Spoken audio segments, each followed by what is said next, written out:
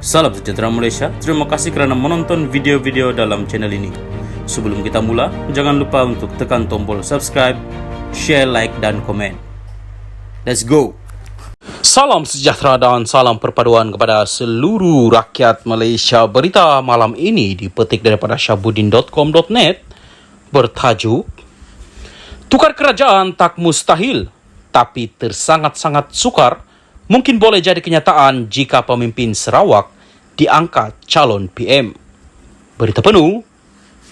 Sekali lagi isu menumbangkan kerajaan menjadi juada perbualan seluruh negara di ketika rakyat secara umumnya masih seronok menikmati lemang, ketupat dan rendang dalam jamuan rumah terbuka yang diadakan di sana-sini. Walaupun kerajaan perpaduan sekarang boleh dikira stabil dengan sokongan majoriti 2/3 atau sejumlah 148 ahli-ahli parlimen, ia nampaknya tidak menyekat agenda jatuh-menjatuhkan daripada terus dirancangkan. Begitu juga dengan adanya Akta Lompat Parti yang menghalang ahli parlimen memberi sokongan berbeza daripada pendirian parti dan menjajah akuan bersumpah atau SD tidak lagi diterima, melainkan perlu mengosongkan kerusi parlimen masing-masing. Semua itu tidak menghalang kegairahan untuk menjatuhkan seorang Perdana Menteri bernama Anwar Ibrahim. Apalagi dalam sehari dua lalu, di sebalik derasnya cakap-cakap kononnya kerajaan bakal tumbang pada bila-bila masa, sekumpulan pemimpin PAS yang diketuai Hadi Awang sendiri telah berkunjung ke kediaman Tun Mahathir Mohamad untuk berhari raya dengan menandatangani proklamasi Melayu sebagai hidangan utamanya. Kunjungan pimpinan PAS terhadap Tun Mahathir itu sekaligus menghangatkan lagi isu pertukaran kerajaan, meskipun bekas Perdana Menteri itu secara realistiknya sudah tiada taring kerana kalah sehingga hilang deposit pada PRU 15 yang lalu. Berkedudukan sebagai ahli parlimen atau tidak, yang semua orang tahu ialah Tun Mahathir tetap mempunyai iltizam yang tidak berubah untuk menjatuhkan Anwar. Panasnya isu menjatuhkan kerajaan itu sehingga Sultan Johor turut bertita dengan mengingatkan cukup-cukuplah berbuat demikian serta mahu semua ahli parlimen lebih memikirkan masa depan negara berbanding soal berebut kuasa. Sekaligus, meskipun sudah kerap kali ditanyakan persoalannya bolehkah kerajaan dijatuhkan dalam keadaan berkuat kuasanya Akta Lompat Parti sekarang ini? Secara umumnya menjatuhkan kerajaan bukanlah sesuatu yang mustahil, walaupun dalam keadaan adanya Akta Lompat Parti berperanan sebagai benteng penahanan kepada ribut serta taufan segala jenis, nafsu dan keinginan. Hakikatnya, Akta Lompat Parti masih ada kelompongan dan tidak merupakan benteng penahanan yang benar-benar kebal yang menjadikan kerajaan tidak boleh dijatuhkan sama sekali. Cuma ia menjadikan usaha menjatuhkan kerajaan tersangat-sangat sukar dan boleh jadi kos untuk melihatnya sebagai realiti juga teramat-amat mahal.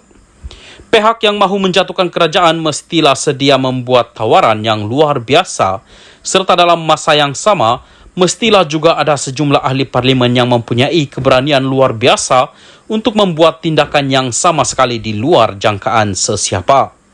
Persoalan lain ialah siapakah calon Perdana Menteri yang ingin diketengahkan untuk menggantikan Anwar. Dalam keadaan sekarang, PN sebagai blok utama pembangkang yang difahami secara semula jadi sebagai kelompok nombor 1 mahu menjatuhkan kerajaan mempunyai 74 ahli parlimen, manakala blok kerajaan disokong oleh seramai 148 ahli parlimen. Untuk menjadikan PN sebagai daripada pembangkang kepada kerajaan, mereka memerlukan sekurang-kurangnya 38 peralihan sokongan ahli parlimen yang sekarang berada dalam kerajaan bagi memungkinkan sebuah kerajaan majoriti muda 122 sokongan ahli parlimen dapat dibentuk. Bagaimana untuk memperoleh angka tersebut?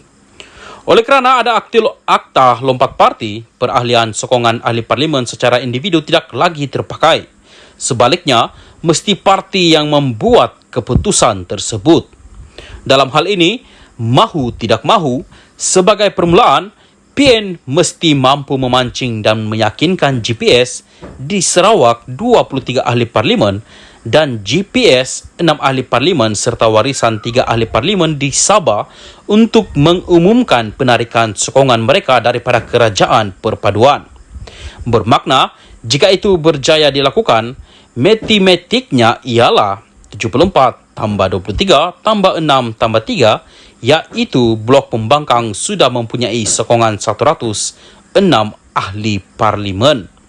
Selebihnya, ia hanya memerlukan tindakan berani dan luar biasa daripada sejumlah ahli parlimen UMNO dan BN untuk mencukupkan angka menjadi 112 bagi membolehkan sebuah kerajaan baru dapat dibentuk. Soalnya, apakah tawaran yang boleh membuat 3 parti daripada Borneo itu tertarik untuk beralih menyokong PN? Sekarang ini, selain GPS dan GRS beroleh jawatan menteri dan timbalan menteri, Fadila Yusof daripada GPS juga dilantik sebagai timbalan Perdana Menteri untuk mewakili Malaysia Timur. Hanya wakil warisan yang tidak diberi apa-apa jawatan dalam kabinet. Sudah tentu dalam hal ini, ia lebih mungkin menjadi kenyataan jika wakil Borneo, GPS dan GRS atau warisan ditawarkan untuk diangkat calon Perdana Menteri yang baru. Jika PN ingin menjatuhkan kerajaan dan sekadar menawarkan jawatan timbalan Perdana Menteri juga kepada wakil Malaysia Timur, keadaan pasti tidak berubah kerana ia tiada bezanya dengan kedudukan yang mereka nikmati sekarang. Diberi menu jawatan Perdana Menteri adalah satu-satunya pilihan yang mungkin mampu mendorong wujud kesatuan daripada parti-parti Malaysia Timur itu untuk sepakat berpindah meja makan. Persoalannya, sediakah PN yang di dalamnya ada Mahyadin MD Yassin, Hamzah Zainuddin dan Hadi Awang untuk menyokong dan menyerahkan jawatan Perdana Menteri kepada wakil Malaysia Timur? Mahukah juga Hamzah misalnya yang mewakili PN yang mempunyai jumlah ahli parlimen seramai 74 orang tetapi sekadar diberi jawatan timbalan Perdana Menteri kepada Perdana Menteri daripada calon GPS yang hanya mempunyai 23 ahli parlimen? Dalam keadaan politik Melayu di Semenanjung sentiasa berpecah, satu persoalan lain ialah jika jawatan Perdana Menteri sudah diberi kepada wakil Malaysia Timur, bilakah jawatan itu boleh kembali semula kepada Semenanjung? Sekali lagi, sementara banyak persoalan lagi boleh dibangkitkan, ia memerlukan suatu tolak ansur yang luar biasa jika benar-benar mahu menukar kerajaan. Tanpa tawaran yang luar biasa, tanpa tolak ansur yang luar biasa dan tanpa keberanian luar biasa, sejumlah ahli parlimen BN, apa juga usaha untuk menumbangkan kerajaan, pasti sukar jadi kenyataan. Ini tidak lebih sekadar sedap dibuat modal untuk ahli-ahli parlimen berangan-angan untuk kembali jadi menteri semula. Syabuddin Hussein, 4 hari bulan 5, 2023. Apapun yang diperkatakan dalam berita ini tidak mencerminkan pendirian admin channel ini. Salam Malaysia Madani, salam sejahtera dan salam perpaduan.